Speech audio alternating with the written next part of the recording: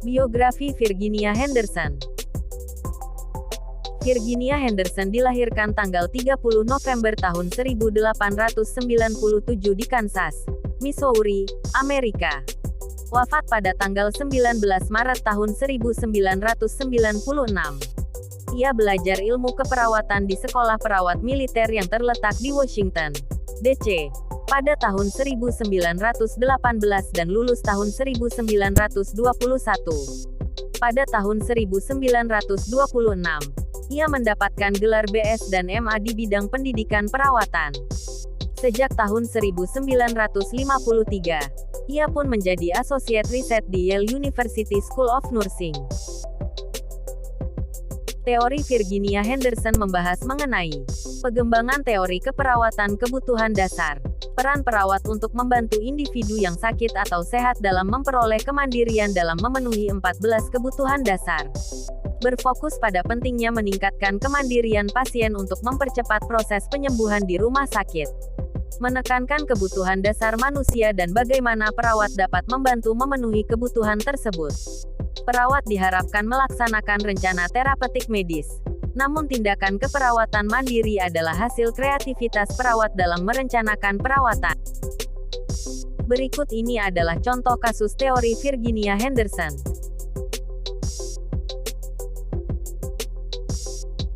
Nah, dari video ini dapat diberikan pelayanan yang sesuai dengan penggunaan teori Virginia Henderson, yaitu dengan menerapkan 14 kebutuhan dasar, baik secara fisik maupun psikologis. Yang dimana Virginia Henderson melihat pasien sebagai individu yang membutuhkan bantuan untuk mencapai kemandirian dan kelengkapan atau keutuhan pikiran dan tubuh. Teori Henderson menyatakan bahwa pikiran dan tubuh manusia tidak bisa dipisahkan, karena itu ia memuat kebutuhan psikologis dan spiritual dalam 14 komponen kebutuhan dasar manusia. Karena dalam teori TSB menjelaskan dari sakit hingga sehatnya pasien.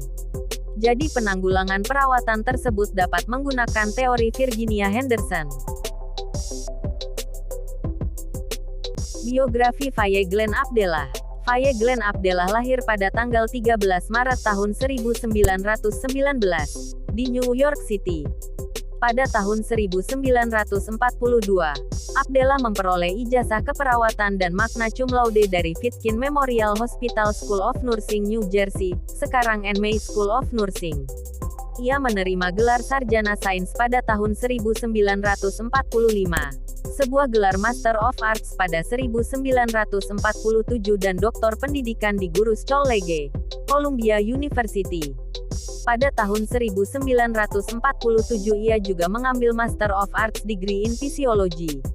Pada tahun 1957 Abdellah memimpin tim riset di Manchester, Connecticut, yang membentuk dasar bagi apa yang dikenal sebagai perawatan pasien progresif.